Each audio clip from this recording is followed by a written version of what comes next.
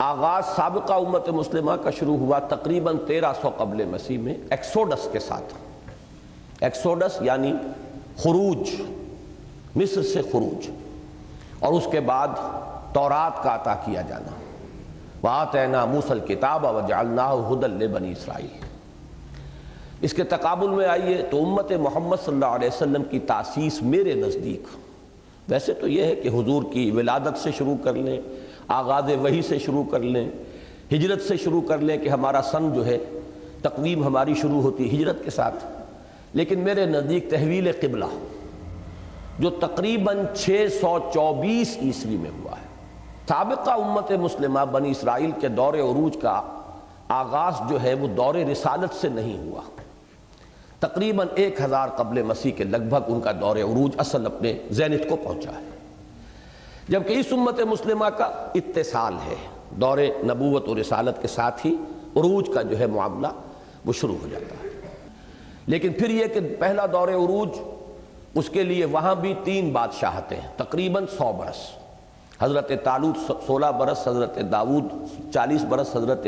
سلیمان 40 برس۔ یہاں 3 خلافتیں، ابو بکر، عمر، عثمان رضی اللہ تعالی عنہ، لیکن یہ تو مل کر بنتی ہیں کوئی ربع صدی، 24 برس، سوا 24، ساڑھے 24۔ پھر 4.5 سال کا فصل ہے جس میں باہمی خانہ جنگی رہی، لیکن پھر دور امیہ کو بھی اس میں شامل کریں تو یہ تقریباً 120 برس ادھر بن جائیں گے، 130 برس، وہ بھی تقریباً 100 برس۔ یہ زینت ہے، وہ زینت ان کا، یہ زینت ان کا، ذروہ سنام، عروج کی بھی چوٹی۔ اب تیسرا عنوان ہے زوال۔ وہاں وہ صدیاں تھیں 8ویں صدی، 7ویں صدی، 6ٹھی صدی قبل مسیح، 300 برس ان کے زوال کے ہیں، لیکن جن میں واقعات اہم کیا ہے؟ اشوریوں کے ہاتھوں اسرائیل کی تباہی، نیبوکڈ نظر کے ہاتھوں یہودیہ کی تباہی اور یروشلم کی تباہی، ہیکل سلیمانی کا مسمار ہونا، 6 لاکھ یہودیوں کا قتل ہونا، 6 لاکھ کا کیپٹیو بن کر چلے جانا بیبیلونیا۔ ہمارے ہاں 11ویں صدی عیسوی، 12ویں صدی عیسوی، 13ویں صدی عیسوی، یہ 3 ہمارے زوال کے دور ہیں۔ ان میں اہم واقعات صلیبیوں کے ہاتھوں تباہی ایک بہت بڑے علاقے کی اور لاکھوں مسلمانوں کا قتل، اور یروشلم کی پھر حرمت کی پامالی، 88 برس تک مسلمانوں کے قبضے سے اس کا نکلے رہنا، اور پھر اصل جو نیبوکڈ نظر کے پیرلل واقع آئے گا وہ ہے مشرق سے جو تباہی آئی تاتاریوں کے ہاتھوں، اور اس کا جو نقطہ عروج ہے 1258 عیسوی میں بغداد کی تباہی، خلافت بنی عباس کا خاتمہ، بلکہ یوں کہیے کہ عربوں کے دور عروج کا خاتمہ۔ دوسرا عروج وہاں وہ شروع ہوا حضرت عزیر علیہ السلام کی دعوت تجدید ایمان، توبہ، تجدید عہد، اور ادھر سے کہ خورس کے حملے کے بعد یہودیوں کا نجات پانا بیبیلونیا کی اسیری سے، اور پھر آ کر آباد کرنا، اور اس کے نتیجے میں مکابی سلطنت، ایک عظیم سلطنت قائم ہونا۔ ادھر آئیے تو اب یہاں پر انہی تاتاریوں کے ہاتھ میں جن سے کہ پٹوایا تھا اللہ تعالیٰ نے، سزا دلوائی تھی امت کو، انہی کے ہاتھ میں اللہ نے جھنڈا دے دیا ہے آیا فتنہ تاتار کے افسانے سے، پاسباں مل گئے کعبے کو صنم خانے سے۔ لیکن یہ کنٹراسٹ کا پوائنٹ رہے گا کہ وہاں اسی قوم میں، اسی نسل کے اندر احیاء کا عمل ہوا، یہاں وہ امیین جو تھے وہ گویا کہ ریجیکٹ کر دیے گئے، اور دوسرا عروج جو ہے وہ آخرین کے ہاتھوں ہوا، اور یہ سب در حقیقت ترک قبائل تھے، ترکان تیموری، Terken صفوی، Terken Seljuqi, Terken Usmani, اور ان کے ذریعے سے بڑی عظیم مملکتیں قائم ہوئی۔ وہ مشابہت بھی ہے جو میں نے عرض کیا تھا کہ مکابی سلطنت زمینی حدود میں حضرت سلیمان کی سلطنت سے بھی وسیع تر تھی۔ اسی طریقے سے یہ دوسرا دور عروج ہمارا جو ہے یہ بہت وسیع ہے، پورا ہندوستان اس میں آیا ہے، اور پھر یہ کہ مشرقی یورپ کا ایک خاصا بڑا چنک جو ہے وہ بھی اسلام میں شامل ہوا ہے، تو زمینی حدود تو اس پہلے عروج سے بڑھ گئی ہیں اس میں۔ اب دوسرا زوال جو آیا ہے وہ اس میں مشابہت وہی ہے کہ یورپین طاقت کے ہاتھوں آیا، وہاں بھی رومیوں کے ہاتھوں زوال آیا، اور اس کا جو سب سے اہم نقطہ ہے وہ ہے ٹائٹس رومی کے ہاتھوں سن 80 میں یروشلم کی تباہی اور یہودیوں کا وہاں سے بے دخل ہونا۔ لیکن یہ کہ مسلمانوں کے ساتھ یہ بڑا لمبا پروسیس ہے۔ 15ویں صدی عیسوی میں پہلے سلطنت ہسپانیہ ختم ہوئی، پھر اس کے بعد وہ یورپین امپیریلزم جو ہے سمندری راستے سے عالم اسلام کے مشرقی بازو پر حملہ آور ہوا، ہوتے ہوتے تقریباً 400 ساڑھے 400 برس میں یہ پروسیس اپنے زینت کو پہنچا، زوال اپنے عروج کو پہنچا، یعنی انتہائی لوسٹ ایب وہ ہے اس صدی 20ویں صدی عیسوی کا ربع اول، پہلی جنگ عظیم کے بعد سلطنت عثمانیہ نقشے سے ہی ختم ہو گئی، اس کا وجود ہی نہیں رہا، تو ترکی ایک چھوٹا سا ملک باقی رہ گیا اور حصے بکھرے ہو گئے۔ یوشک ان تداعی علیکم الامم، اس طرح قوموں نے ایک دوسرے کا دسترخوان سمجھا ہے، ایک دوسرے کو دعوت دی ہے کہ آئیے اور لقمہ طرح کھائیے۔ پہلی سابقہ جو امت مسلمہ تھی اس کا زوال رومیوں کے اس تسلط کے بعد سے مسلسل جاری ہے، نیچے ہی نیچے جا رہے ہیں۔ عارضی طور پر اسرائیل کی مملکت کا قیام جو ہے یہ اس میں ایک عارضی سا فینومینن ہے، اور یہ در حقیقت تمہید ہے ان کی آخری تباہی کی، کہ پوری دنیا سے یہودیوں کو کھینچ کھینچ کر جیسے جھاڑو پھیر کر جمع کیا جاتا ہے، وہ ایک ملک کے اندر اللہ نے ایسے حالات پیدا کیے کہ وہ وہاں آئیں، اور پھر وہیں پر ان کی آخری تباہی ہو جائے گی مسلمانوں کے ہاتھوں، اور اصلاً حضرت مسیح علیہ السلام کے ہاتھوں۔ انہی کا نزول ہوگا، وہی دوبارہ آئیں گے اس دنیا میں، اور اپنی امت جو ہے جس نے کہ ان کو مرتد واجب القتل قرار دیا تھا، اس کو آخری سزا جیسے دنیا کی دوسری قوموں کو ملتی رہی ہے، جو اس سزا استیصال، عذاب استیصال، وہ ان کا ابھی ججمنٹ ریزروڈ ہے، ہونا ہے۔ وہ مسلمانوں کا اب یہ دور عروج شروع ہوا ہے، اور یہ تیسرا دور عروج چلے گا، کنٹینیو کرے گا۔ اس عروج میں اپس اینڈ ڈاؤنز آ سکتے ہیں، لیکن اپورڈ ٹرینڈ برقرار رہے گا تاہاں کہ وہ دور آ جائے کہ جس میں وہ عروج اس گلوبل ڈومینیشن کو پہنچ جائے جو در حقیقت تکمیل ہے مقصد بعثت محمدی کی صلی اللہ علیہ وسلم، اور اسی کے ساتھ در حقیقت آخری تباہی سابقہ امت مسلمہ کی ہونی ہے۔ اس وقت مسلمانوں کے جو امام ہوں گے، جو سربراہ ہوں گے، جو لیڈر ہوں گے، وہ جو کشمکش آخری ہو رہی ہوگی، اور اس میں پھر یہودیوں کی جنگ میں مسلمانوں کو پسپائی ہوگی، مسلسل شکستوں پر شکستیں کھائیں گے، نقصان اٹھائیں گے۔ پھر حضرت مسیح علیہ السلام کا نزول ہوگا، اور وہ اس وقت کے جو مسلمانوں کے قائد اور لیڈر ہوں گے، یہ بھی حدیث میں آتا ہے کہ وہ کہیں گے کہ روح اللہ آپ آگے بڑھیے، نماز پڑھائیے جب نماز کا وقت آئے گا، تو حضرت مسیح فرمائیں گے نہیں، امامکم منکم، تمہارا امام تمہیں میں سے ہوگا۔ چنانچہ اس وقت کے جو مسلمان امام ہوں گے امت مسلمہ کے، انہی کی امامت میں حضرت مسیح علیہ السلام بھی نماز ادا کریں گے، گویا کہ شریعت جو ہے وہ حضور کی صلی اللہ علیہ وسلم ہی برقرار رہے گی۔ سابقہ امت کا معاملہ یہ ہے کہ اس کا گراف جو ہے وہ انگریزی حرف ایم سے ریپرزنٹ کیا جا سکتا ہے۔ امت محمد صلی اللہ علیہ وسلم کا معاملہ ڈبلو سے مشابہ ہے، یہ ایک ذرا ڈائیگرامیٹک ریپرزنٹیشن ہے، اور مشابہت ہے اس تاریخ کی حرف ایم کے ساتھ اور اس کی ڈبلو کے ساتھ۔ ڈبلو اینڈ ہوتا ہے اپورڈ، اور وہ اپورڈ ہی جانا ہے، ایم ختم ہوتا ہے ڈاؤن ورڈ، اور اس کو اب ڈاؤن ہی جانا ہے۔ کہتے ہیں، اور حضور کی یہ حدیث ہے کہ اللہ تعالیٰ اس امت میں ان اللہ یبعث فی ہذہ الامہ علی راس کل مئۃ عام من یجدد لہا دینہا، ہر صدی کے، ہر 100 سال کے سرے پر اللہ تعالیٰ کسی کو اٹھاتا رہے گا جو اس دین کو تازہ کرتا رہے گا۔ یعنی جو بھی تقریباً 100 سال کے عرصے میں دین کی تعلیمات پر غبار آ گیا ہوگا، بدعات کا تومار، نئے نئے اوہام، نئی نئی رسومات، ان سب کو صاف کر دے گا، آئینہ پھر نکھر کر آ جائے گا جس میں اصل دین جو ہے وہ منعکس ہو جائے گا۔ لیکن 20ویں صدی عیسوی سے قبل کی ایسی تمام کوششوں کے بارے میں ایک اصولی بات پیش نظر رہنی چاہیے، اور وہ یہ کہ ان کی اصل نوعیت احیاء دین کی نہیں بلکہ حفاظت و مدافعت دین کی تھی،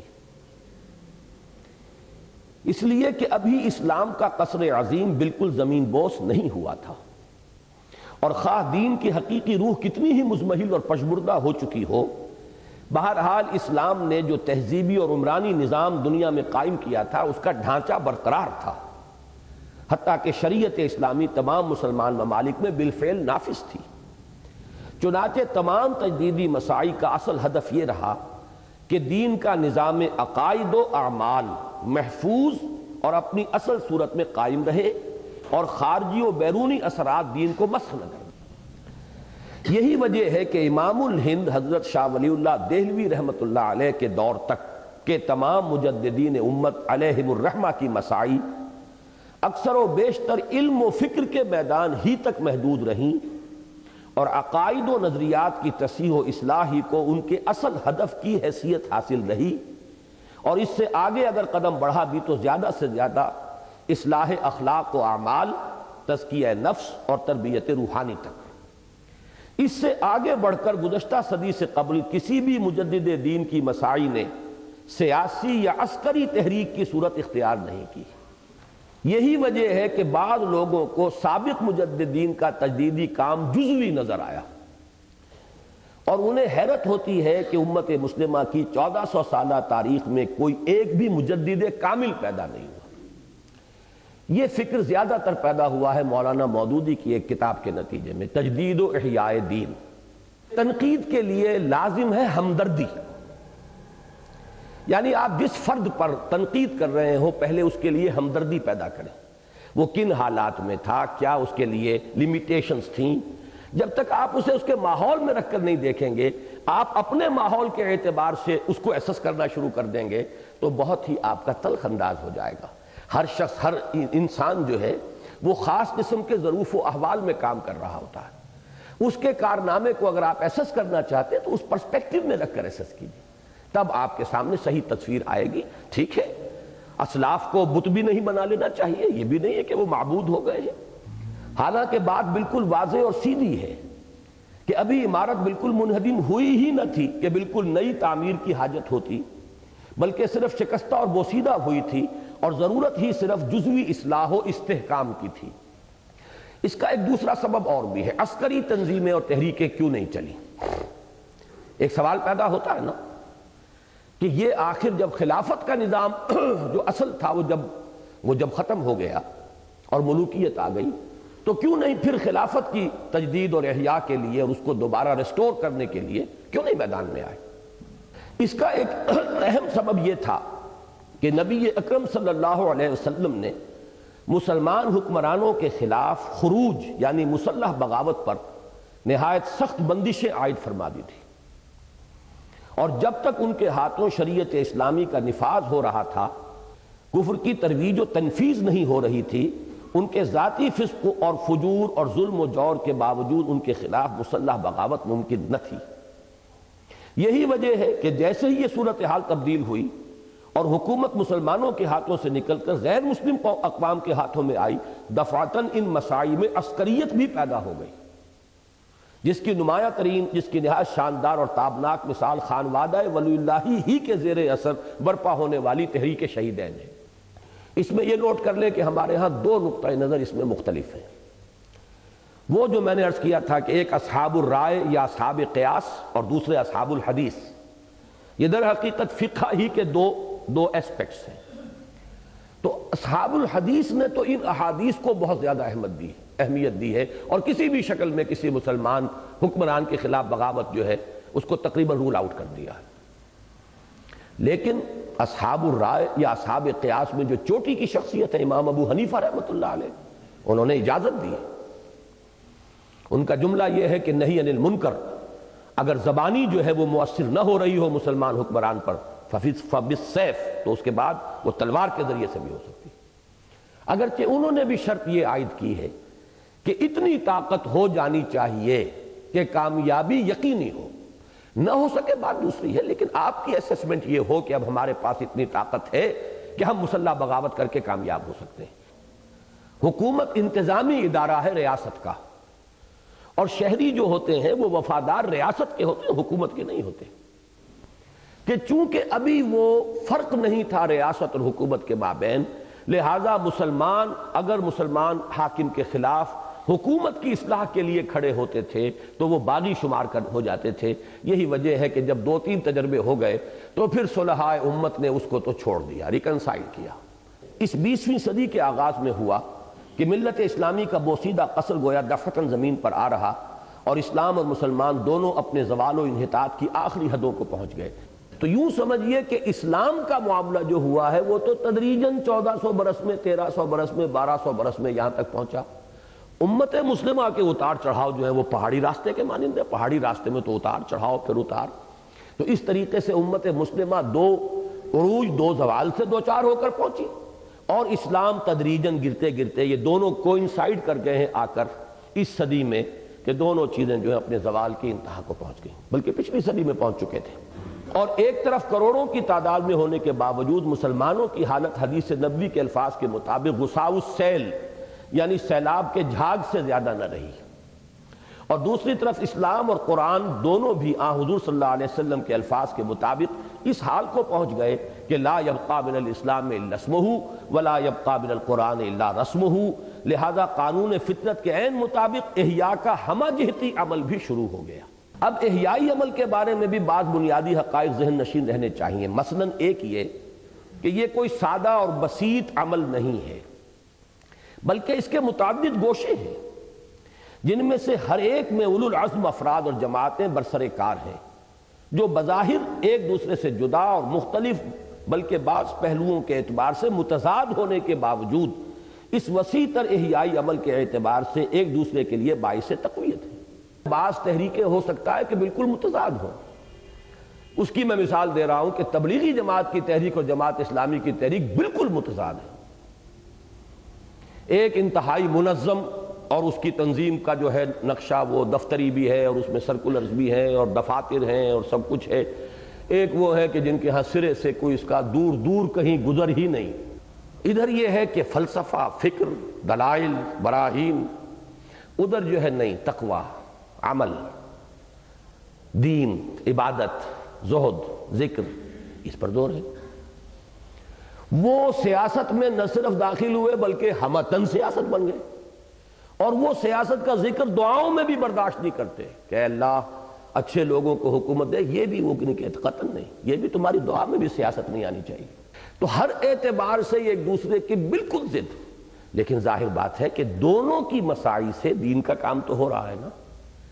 کچھ نوجوان ان کے ذریعے سے دین کی طرف آ گئے، ان میں سے میں خود بھی ہوں، کچھ ادھر سے آ گئے، تبلیغی جماعت کے راستے سے آ گئے، دین کا کام تو ہو رہا ہے نا۔ دوسرے یہ کہ اسلام کی نشأت ثانیہ اور ملت اسلامی کی تجدید کا یہ کام 10-20 برس میں مکمل ہونے والا نہیں ہے، بلکہ لَتَرْكَبُنَّ طَبَقًا عَنْ طَبَقٍ، تم لازماً چڑھو گے ایک درجے سے دوسرے درجہ بدرجہ، سیڑھی بسیڑھی کے مصداق، درجہ بدرجہ بہت سے مراتب و مراحل سے گزر کر ہی پایہ تکمیل کو پہنچے گا۔ لہذا اس ارتقائی عمل کا ہر درجہ اپنی جگہ اہمیت کا حامل ہے، اور چاہے بعد کے مراحل سے گزر کر پہلوں کا کام بہت حقیر بلکہ کسی قدر غلط بھی نظر آئے، اپنے اپنے دور کے اعتبار سے اس کی اہمیت و وقت سے بالکل یا انکار ممکن نہیں۔ آپ سیڑھی چڑھ رہے ہو تو جب تیسری سیڑھی پر پہنچ گئے تو دوسری حقیر معلوم ہوگی آپ کو، لیکن یہ کہ اپنی جگہ پر دوسری سیڑھی نہ ہوتی تو آپ تیسری پہ کیسے پہنچتے؟ اور یہ درجہ بدرجہ ہوگا۔ یہ معاملہ میں نے اپنی بہت سی تقریروں میں واضح کیا ہے کہ ایک چھلانگ میں 20 برس میں یہ کام تو صرف حضور نے کیا ہے، تاریخ انسانی میں ایک ہی مرتبہ ہوا۔ اس کی کوئی توقع اپنے دل میں کوئی شخص پالتا ہے تو جنت الحمقاء میں رہتا ہے، وہ بہت ہی بڑے فتنے کا موجب ہو جائے گا اگر کوئی شخص سمجھتا ہے کہ یہ میری زندگی میں یہ کام ہو جانا چاہیے۔ اجلت ہوتی ہے تو اسی وجہ سے ہوتی ہے کہ میں تو اب بوڑھا ہو رہا ہوں، اب جلدی سے کوئی سیدھے راستے سے اگر سیدھی انگلیوں سے گھی نہیں نکل رہا تو اب ٹیڑھی انگلیوں سے لگا لو، بائی ہک اور بائی کروک۔ یہ اصل میں غلط فہمی کیا ہے؟ وہ یہی غلط فہمی ہے کہ قیاس کیا جا رہا ہے حضور صلی اللہ علیہ وسلم کے اس کارنامے پر کہ ایک داعی اٹھا، ایک فرد واحد سے اس نے دعوت کا آغاز کیا، اور 20 برس کے اندر، 20 بھی کہاں، یوں سمجھیے کہ تقریباً 18 برس کے اندر انقلاب عرب کی حد تک مکمل ہو گیا۔ تو یہ کام صرف ایک مرتبہ ہوا ہے تاریخ میں۔ جو بھی اس میدان میں اب قدم رکھتا ہے اسے جان لینا چاہیے کہ یہ درجہ بدرجہ ہوگا، اور جو بھی ہم سے کنٹریبیوشن ہو جائے، اللہ کی بہت بڑی ہم پر نظر عنایت ہے کہ کچھ تھوڑا سا ہمارا بھی اس کے اندر، اس پروسیس کے اندر کوئی ہماری بھی خون پسینے سے اس پودے کی آبیاری ہو جائے تو یہ ہماری سعادت ہے۔ باقی یہ سمجھنا کہ بس ایک چھلانگ میں اور ایک لائف سپین کے اندر ہم یہ پورا مرحلہ طے کر جائیں تو یہ در حقیقت بہت بڑے فتنے کی اساس ہے۔ تیسرے یہ کہ اس ہماگیر تجدیدی جد و جہد میں اگرچہ افراد کی اہمیت اپنی جگہ مسلم ہے، تاہم جماعتوں اور تنظیموں کے مقابلے میں کمتر ہے۔ پھر جماعتیں بھی تحریکوں کی وسعت میں گم ہو جاتی ہیں، اور بالآخر تمام تحریکیں بھی اس وسیع تر احیائی عمل کی پہنائیوں میں گم ہو جاتی ہیں جو ان سب کو محیط ہے۔ یہ بھی ذرا باریک بات ہے، عام لوگوں میں شخصیت پرستی کا مادہ ہوتا ہے۔ کوئی ایک شخص ہے، اس کی تحریر تقریر پسند آ گئی، اب اس کی شخصیت کا نقش، اس کی عظمت دل پر قائم ہوئی، اب وہی سب کچھ نظر آ رہا ہے۔ مجدد اعظم بھی وہی ہے، اور وہ یوں سمجھیے کہ مجاہد اعظم بھی وہی ہے، سب کچھ اسی میں نظر آتا ہے۔ تو اس سے شخصیت پرستی کی لعنت شروع ہوتی ہے۔ اشخاص کی اہمیت ہے، افراد کے ہاتھوں میں ہے اقوام کی تقدیر، ہر فرد ہے ملت کے مقدر کا ستارہ۔ جیسے میں نے عرض کیا تھا پچھلی صدی میں اسلام کی نشأت ثانیہ پڑھتے ہوئے کہ پچھلی صدی میں عظیم ترین شخصیت جو مغربی استعمار کے خلاف برسر کار آئی ہے، میدان میں آئی ہے، وہ جمال الدین افغانی کی تھی۔ اس صدی میں عظیم ترین شخصیت جو مغربی فکر کے مقابلے میں آئی ہے وہ علامہ اقبال کی ہے۔ لیکن یہ کہ افراد کی اپنی حیثیت ہے، تحریکوں کا اپنا مقام ہے، تو افراد جو ہوتے ہیں وہی تحریکیں شروع کرتے ہیں، لیکن پھر اب اصل اہمیت تحریک کی ہو جاتی ہے۔ ایک تو یہ کہ یہ کام ہونا تو ہے، لیکن نہ ترکبن طبقا عن طبق، جو 20 برس میں حضور نے کیا تھا وہ اگر ہمارے ہاتھوں 200 برس میں ہو جائے تو بہت بڑی بات ہے۔ 200 برس میں ظاہر بات ہے 8 نسلیں نکل جائیں گی، کوئی حرج نہیں، ہر ایک کی کنٹریبیوشن ہے، ہر ایک کا اس کے اندر جو ہے وہ اس پروسیس کو آگے بڑھانے میں اس کا رول ہے۔ دوسرے یہ کہ ایک ہی وقت میں بھی بہت سی تحریکیں ہوتی ہیں، بظاہر مختلف، بلکہ مخالف بھی ہو، بہت سے اعتبارات سے متضاد ہوں، لیکن ذہن کو وسیع رکھنا چاہیے کہ یہ سب اس احیائی عمل کے اندر کہیں نہ کسی محاذ پر، کسی گوشے میں یہ بھی کام کر رہے ہیں۔ اور تیسرے یہ کہ افراد، پھر تنظیمیں، پھر تحریکیں، اور پھر ہمہ جہتی احیائی عمل، یہ جو ہر چیز کو اپنی جگہ پر رکھنے کا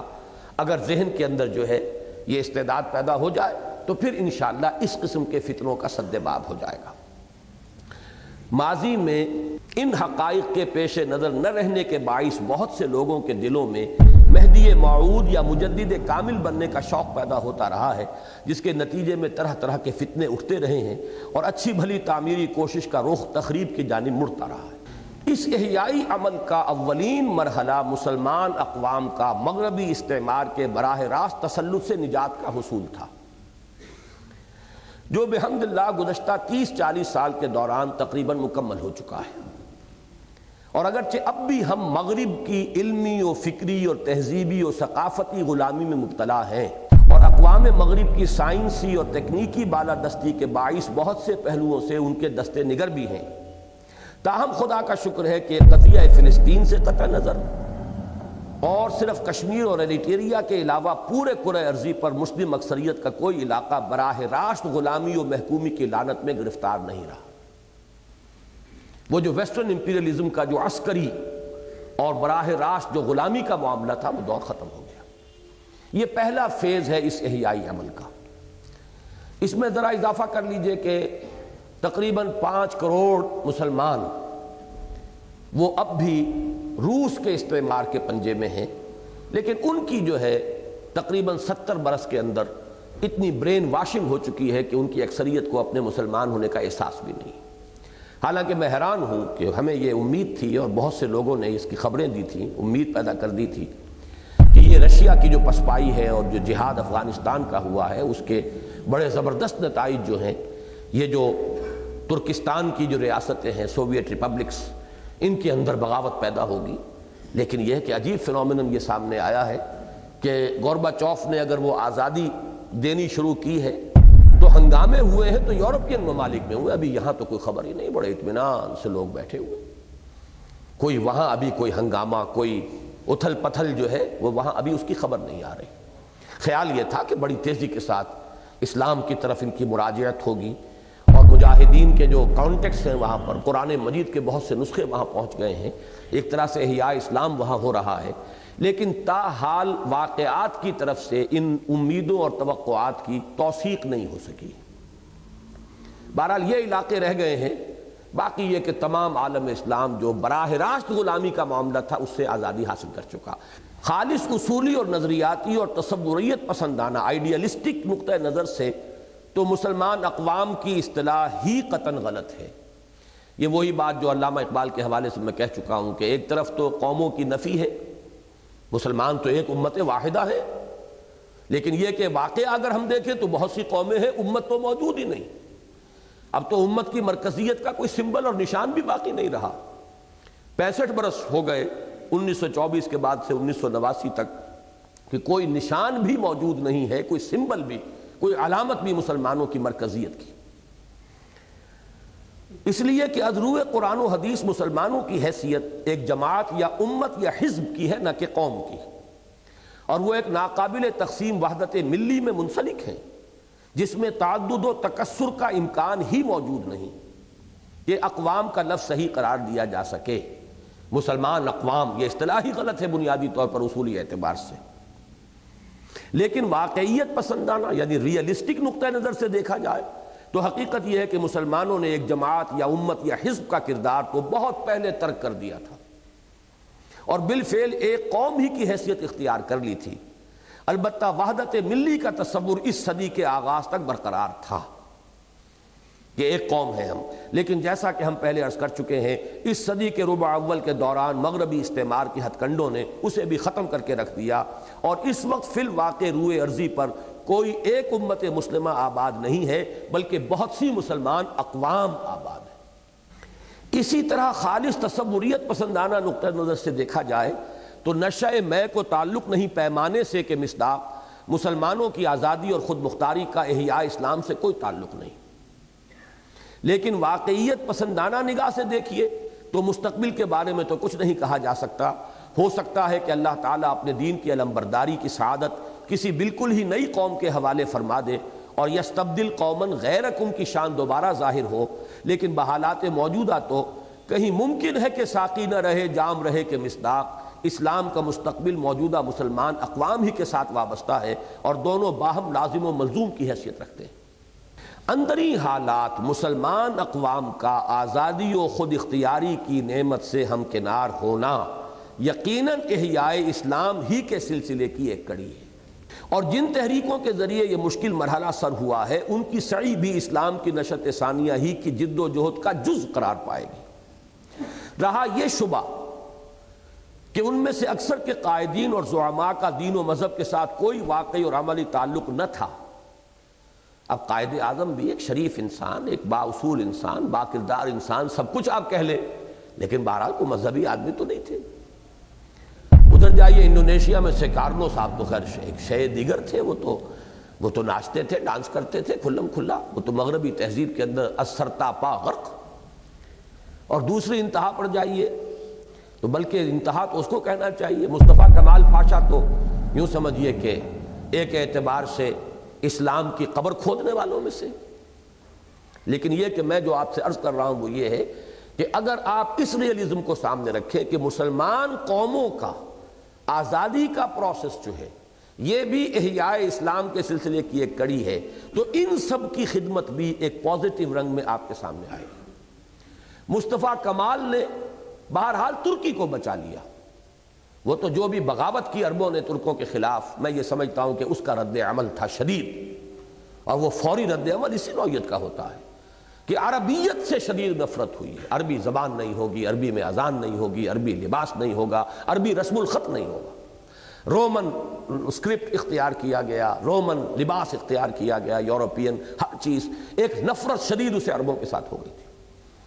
رفتہ رفتہ وہ خلیج جو ہے بڑی گہری خلیج تھی ترکوں اور عربوں کے درمیان، بہرحال اب اس پر تقریباً نصف صدی بیت چکی ہے، تو اب یہ ہے کہ رفتہ رفتہ وہ زخم مندمل ہوئے ہیں، ورنہ یہ کہ ان دونوں قوموں کے اندر تو شدید نفرت کے بیج جو تھے وہ انگریزی امپیریلزم نے، برٹش امپیریلزم نے اس کے بیج بو دیے تھے۔ لیکن مصطفیٰ کمال اگر اس وقت نہ ہوتے تو واقعہ یہ کہ ترکی کا نام و نشان نہ ہوتا دنیا میں سے، اس لیے کہ یورپ پر جس طریقے سے ترکوں نے حکومت کی تھی بہت بڑے رقبے پر، ایک انتقامی جذبہ تھا، جیسے اندرا گاندھی نے کہا کہ وی ہیو ایونجڈ اور 1000 years defeat، ایسے ہی صدیوں کی شکست جو تھی اور صدیوں کی غلامی کا بدلہ لینے کے اوپر تلی ہوئی تھی اقوام یورپ، لیکن یہ کہ ٹرک نیشنلزم کی بنیاد پر یہ ینگ ٹرکس سامنے آئے، اور اس وقت جو بھی ہمارے اس وقت کے حکمران تھے، بادشاہ تھے، خلیفہ تھے، وہ بالکل نہ ہونے کے برابر اور کٹ پتلی بنے ہوئے تھے یورپین قوتوں کے ہاتھوں کے اندر، جو وہاں سے حکم آتا تھا اسی کے اوپر وہ عمل کرتے تھے۔ یہ اگر ایک قوت اس وقت نہ ابھر آتی تو ترکی کا نام و نشان نہ رہتا۔ تو اس لیے دیکھیے کہ اگرچہ ان میں سے اکثر کے قائدین اور زعماء کا دین و مذہب کے ساتھ کوئی واقعی اور عملی تعلق نہ تھا، تو اسی کا جواب ہے نبی اکرم صلی اللہ علیہ وسلم کے ان الفاظ مبارکہ میں، ان اللہ یوید الدین بالرجل الفاجر، اللہ تعالیٰ کبھی کبھی دین کی تائید اور دین کی تقویت کا ذریعہ ایسے لوگوں کو بنا دے گا جو فاسق و فاجر ہوں۔ یہ اللہ کی اپنی حکمت ہوتی ہے، وہ کام لے لیتا ہے، کسی کے ذریعے سے لیتا ہے۔ بہرحال جن کے ذریعے سے بھی ہوا ہے، یہ جو آزادی کا پروسیس ہے، یہ جو فرسٹ فیز ہے اس ریوائول کے پروسیس کا، یہ یقیناً احیاء اسلام کے سلسلے کی ایک کڑی ہے۔ اس ضمن میں ایک اور حقیقت بھی پیش نظر رہنی چاہیے کہ اگرچہ مختلف مسلمان ممالک میں حصول آزادی کی تحریکوں کی تقویت کے لیے جن علاقائی یا نسلی عصبیتوں کو استعمال یعنی انووک کیا گیا، انہیں بھی خالص اصولی اور نظری اعتبار سے اسلام کے نظام فکر کے ساتھ سوائے تباین اور تضاد، یعنی یہ تو بالکل مختلف ہی نہیں، متضاد چیزیں ہیں، کوئی نسبت حاصل نہیں ہے، لیکن عالم واقعہ میں اس کے سوا کوئی چارہ کار موجود نہ تھا، اس لیے کہ اسلام کے ساتھ مسلمانوں کا ذہنی و قلبی رشتہ اتنا قوی نہ رہا تھا کہ اسے کسی جاندار اور فعال تحریک کی اساس بنایا جا سکتا، اور حصول استقلال کے لیے جس مؤثر مزاحمت یعنی ایفیکٹو ریزسٹنس کی ضرورت ہوتی ہے، اس کی بنیاد خیالی یا جذباتی نہیں بلکہ حقیقی اور واقعی اساسات کانکریٹ گراؤنڈ ہی پر رکھی جا سکتی ہے۔ واقعہ یہ ہے کہ اگر ترک نیشنلزم کا جذبہ فوری طور پر بیدار نہ ہو گیا ہوتا تو شاید آج ترکی کا نام و نشان بھی صفحہ ارضی پر موجود نہ ہوتا۔ اسی طرح اسلام سے جتنا کچھ حقیقی اور واقعی تعلق اس وقت مسلمانان عرب کو ہے، وہ کسے معلوم نہیں۔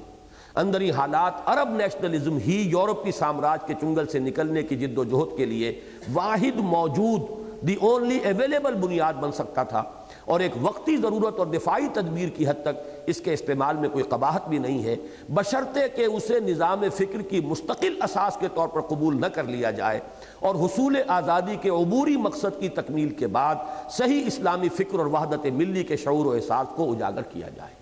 اسی اصول پر تھا اصل میں انڈین نیشنلزم کا وہ نظریہ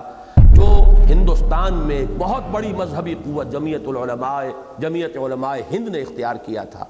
کہ اس وقت انگریز کو یہاں سے دفع کرنے کے لیے اور نکالنے کے لیے ہمیں ہندو کے ساتھ متحد ہو کر جب تک کہ ہم جد و جہد نہیں کریں گے، انگریز ہمارا پیچھا نہیں چھوڑے گا۔ انگریز کی دشمنی اتنی شدید تھی ان کے اندر، اور ان کو اندازہ تھا کہ کس طریقے سے اس انگریز نے، اور ہندوستان کی حکومتی اصل میں بنیاد بنی ہوئی ہے، انہیں معلوم تھا ہندوستان سے اگر انگریز کے اقتدار کا بستر طے ہو گیا تو یہ پورا عالم اسلام جو ہے آزاد ہو جائے گا۔ جب تک یہاں ان کی حکومت قائم ہے، یہ پورا کا پورا درمیانی علاقہ جو ہے اس کے اوپر بھی ان کا تسلط اور اقتدار باقی رہے گا۔ لہذا انہوں نے ایک دفاعی تدبیر کے طور پر ہندوؤں کے ساتھ اتحاد کر کے انگریز کے خلاف ریزسٹنس موومنٹ کے لیے جو وقتی طور پر ایک متحدہ قومیت کا تصور جو ہے اس کو اختیار کیا، میرے نزدیک وہ بھی اسی قبیل کی شے ہے۔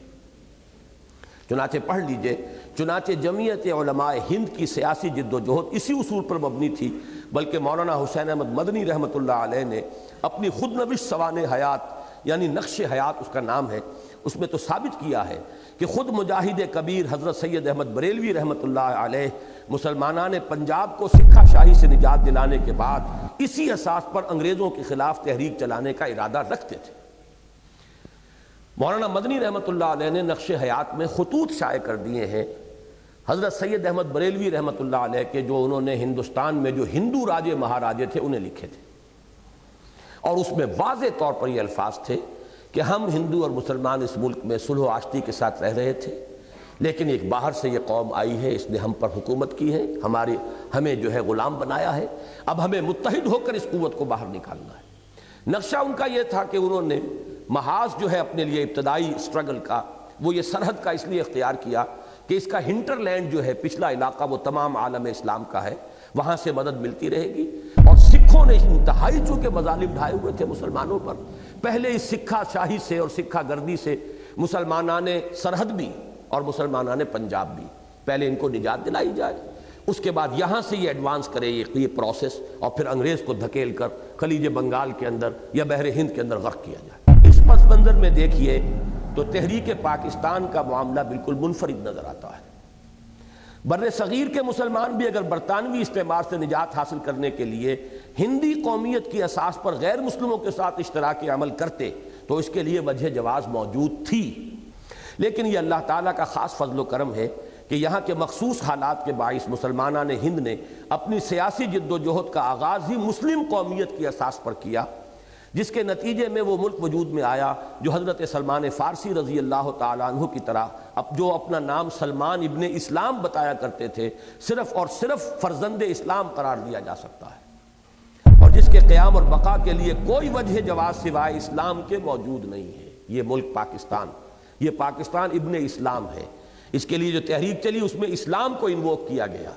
پورے اس عالم ارضی میں، پورے عالم اسلام میں کہیں بھی آزادی کی تحریک میں اسلام کا نعرہ بھی نہیں لگا، انووک ہی نہیں کیا گیا۔ قومیتیں، مقامی قومیتیں، عرب نیشنلزم، ترک نیشنلزم، مختلف نیشنلزم، لیکن یہ ہے کہ یہاں جو تحریک پاکستان چلی ہے اس کے اندر نعرہ تھا پاکستان کا مطلب کیا؟ لا الہ الا اللہ۔ یہ ایک خصوصی بات ہے، اہم بات ہے جو نمایاں کرتی ہے یہ جو فرسٹ فیز ہے ریوائیول کے پروسیس کا، یعنی آزادی کی تحریکیں، ان میں ایک منفرد مقام حاصل ہے تحریک پاکستان کو، جس کے نتیجے میں پاکستان وجود میں آیا۔ گویا پاکستان خاص ہے ترکیب میں قوم رسول ہاشمی کے مصداق، اپنی پیدائش یعنی جینیسس اور حیت ترکیبی کے اعتبار سے تمام مسلمان ممالک سے ایک قدم آگے ہے، اور دوسروں کو قبائل ہو ملت کی وحدت میں گم کا جو کٹھن مرحلہ ابھی طے کرنا ہے وہ کم از کم اصولی اور نظری اعتبار سے یہاں پہلے ہی سے طے شدہ ہے۔ اب یہاں ہے کو تھا کرنا پڑے گا، طے شدہ تھا۔ اب تو آن قدہ بشکست تو آن ساقی نہ مان، اب تو وہ قومیتیں اور عصبیتیں اور مقامی اور وہ سندھی اور مہاجر اور پنجابی اور سرائکی، اب تو نہ معلوم یہ رفتار کہاں سے کہاں جائے، تباہی کے کس گڑھے تک ہم پہنچے ہوئے۔ مسلمانان ہند کی سیاسی جد و جہد کو اس رخ پر ڈالنے والے اسباب و عوامل میں سلبی اور منفی طور پر سب سے زیادہ دخل ہندوؤں کی روایتی تنگ نظری اور تنگ دلی، اور اس سے بھی بڑھ کر مسلمانوں سے اپنی 1000 سالہ شکست کا انتقام لینے کے اس جذبے کو حاصل ہے جو ان کے سینوں میں کھولتے ہوئے لاوے کی طرح پک رہا تھا۔ اس اعتبار سے دیکھا جائے تو گویا ان کا یہ طرز عمل بھی اسلام کی نشت ثانیہ کے لیے ممد اور معاون بن گیا، اور ہم اپنے سابق ابنائے وطن کی خدمت میں بجا طور پر عرض کر سکتے ہیں کہ تو نے اچھا ہی کیا دوست سہارا نہ دیا، مجھ کو لغزش کی ضرورت تھی سنبھلنے کے لیے۔ اگر یہ ہندو کی یہ تنگ نظری نہ ہوتی تو پاکستان وجود میں نہ آتا، اور ایک یونائٹڈ انڈیا ایک دفعہ وجود میں آ جاتا تو پھر ہندو کا جو بھی تہذیبی غلبہ اس پر ہوتا، اس کے بعد ممکن نہیں تھا کہ یہاں اسلام کے احیاء کے لیے کم سے کم فورسیبل فیوچر کے اندر کوئی تحریک اٹھ سکتی۔ تو گویا کہ جیسے کہ میں نے کئی مرتبہ کہا ہے، پاکستان کے بنانے کا کریڈٹ جو ہے وہ کچھ پنڈت نہرو کو بھی جاتا ہے۔ اگر ٹورپیڈو نہ کرتا تو پاکستان وجود میں نہ آتا۔ قائد اعظم نے تو مان لیا تھا، مجبوراً تسلیم کر لیا تھا کیبنٹ مشن پلان کو کہ 3 زون ہوں گے، مرکزی حکومت ایک ہوگی۔ نہرو نے کہہ دی وہ حقیقت نکل جاتی ہے جس کے منہ سے سچی بات مستی میں، فقیہ مصلحت بین سے وہ رندے بادہ خار اچھا، اس رندے بادہ خار کے زبان سے وہ سچ نکل گیا۔ اجی ایک دفعہ بننے تو دو، پھر کون کسی کو علیحدہ ہونے دیتا ہے۔ اس لیے کہ اس اسکیم میں یہ تھا کہ 10 سال کے بعد ہر زون کو یہ چوائس حاصل ہوگا کہ وہ چاہے تو علیحدہ ہو جائے۔ اس نے صاف کہہ دیا پھر کون کسی کو علیحدہ ہونے دیتا ہے۔ مجھے لطیفہ یاد آ گیا، بہت ثقیل ہو چکی ہے محفل تو ذرا لطیف بھی ہو جائے، کہ ایک کسی دیہاتی کا کہیں بیل گم ہو گیا، اب وہ بیل کی تلاش میں مارا مارا پھر رہا تھا، جس قبر کے پاس سے گزرتا وہاں وہ منت مان لیتا کہ 1 لات میں تمہیں نظر کر دوں گا، یہاں چڑھا دوں گا۔ انہوں نے کوئی سینکڑوں لاتیں تقسیم کر دی۔ تو اس کا بچہ ساتھ تھا، اس نے پوچھا کہ بابا یہ اتنی لاتیں تو اس کی نہیں ہے جو تم نے بانٹ دی ہیں۔ انہوں نے کہا ایک دفعہ سینگ اس کے سینگوں پر ہاتھ پڑ لینے دو، پھر میں دے لوں گا انہیں جو دینا ہے، تو وہ سب کو دے لوں گا، میں سب سے حساب جو ہے میں اپنا چکا لوں گا۔ تو یہی تھا کہ ایک دفعہ اگر مرکزی حکومت پر وہ غلبہ ہو جاتا ہندو میجورٹی کا تو پھر پاکستان علیحدہ ایک ملک کی حیثیت سے وجود میں آنے کا کوئی سوال نہیں تھا۔ تو ایک اعتبار سے اس پہلو سے نہرو کے ممنون احسان ہیں۔ دوسرا مرحلہ آیا جبکہ صدر ایوب صاحب نے جوائنٹ ڈیفنس اسکیم پیش کی۔ اس کے معنی کیا تھے جوائنٹ ڈیفنس؟ سب سے بڑا خرچہ ڈیفنس پر ہوتا ہے، اس کا مطلب ہے جوائنٹ بجٹ بنے گا، پھر ڈیفنس کے ساتھ معاملہ فارن پالیسی کا، ایک کامن فارن پالیسی ہوگی، تو بات تو وہیں پہنچ جاتی، وہی کیبنٹ مشن پلان۔ یہ زونز رہ جاتے، ایک پروونشل اٹانومی جو ہے وہ اندر ہی اندر برقرار رہے گی، ملک تو پھر ایک بن جاتا۔ اور یہ پیش کرنے والے صدر ایوب چیف مارشل ایڈمنسٹریٹر کی حیثیت سے، اور وہ اس وقت آل پاورفل تھے، کوئی ان کے آگے میدان میں آنے والا نہیں تھا جو ان کو روک سکتا۔ نہرو نے ٹھوکر لگائی، جوائنٹ ڈیفنس اگینسٹ ہوم؟ یہ بہت بڑا بینر تھا، بینر ہیڈ لائن اخبارات، کس کے خلاف؟ یعنی تمہارے دشمن اور ہمارے دشمن اور، ہماری مشترک فارن پالیسی ہے کہاں جس کی بنیاد پر کہ ہم جوائنٹ ڈیفنس کریں؟ ٹھوکر مار دی، ورنہ یہ کہ دوبارہ ہم تو گویا کہ چاندی کے تشتری میں صدر ایوب خان صاحب نے پاکستان کو رکھ کر دوبارہ پیش کر دیا۔ میرا دل برماہی نہیں آیا،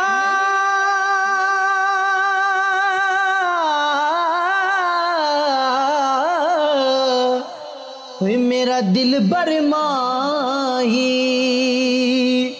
ایویں بولنا جھوٹے آکاں، تو جھوٹا تیرے اوے بول وچ جھوٹے، تینو تاڑی مار اڑا، تو جھوٹا تیرے بول وچ جھوٹے۔